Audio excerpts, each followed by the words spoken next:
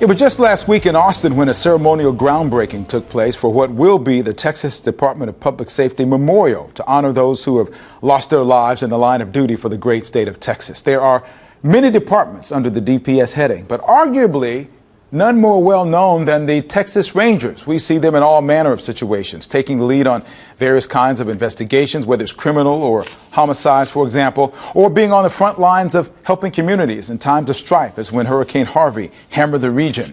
Or we see them on the border as a part of the efforts to cut down crime related to illegal border crossings and much more. And while it was all male and all white at its inception, you can see by the picture here that nothing could be further from the truth. With women and Rangers of color in play, it is amazing what this organization has done through the years. Chief Chance Collins is the top ranger, joins me now to talk about this historic organization and plans now for the 200th celebration. Good morning, Chief. Good to see you. Good morning. Thank you for having me. So what does it take to be a Texas Ranger? Do you work your way up through the ranks of the DPS to get there? What does that take?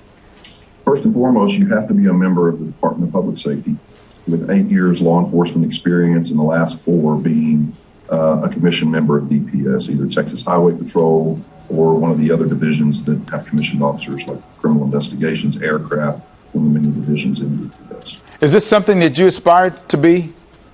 When you were a kid growing up, did you say, okay, that's something I want to be? I'm just curious because when you get that white hat, it seems to me that's the ultimate. Well, I aspired to be a law enforcement officer. I grew up in a law enforcement family with my father and several uncles that were members of DPS. But in 1983, I had a brother-in-law that was a state trooper, and he was killed in the line of duty in Tyler. And, I think everybody wants to be a part of something greater than themselves. And when I went to his funeral, I really saw the brotherhood around law enforcement and members of that community from all across the country that never knew him, but attended his funeral, and the pain that they felt. I knew that was something I wanted to be a part of.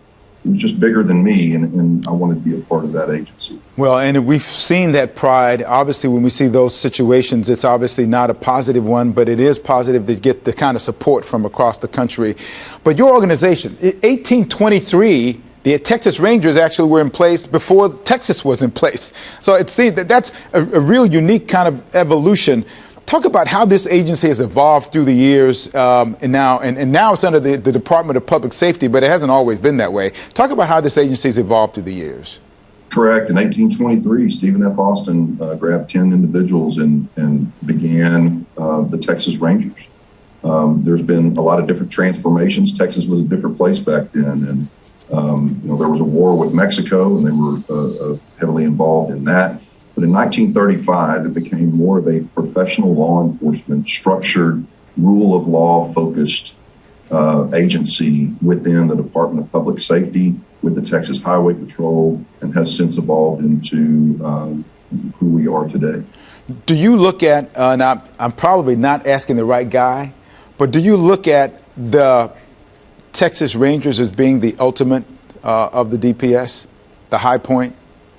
I would say we're a criminal investigative division of DPS. Certainly, I would not say we're the ultimate.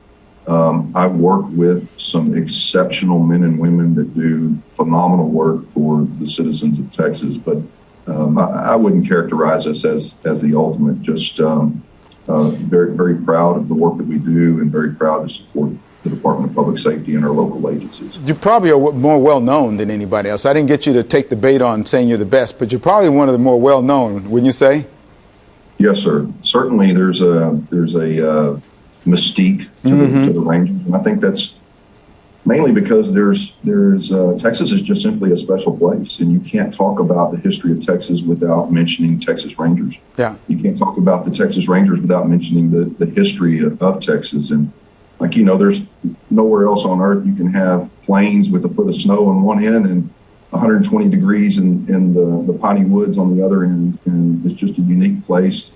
Citizens love their state. They're proud, and that's a reflection of the Texas Rangers. You got a lot going on over the next year as part of this celebration continues.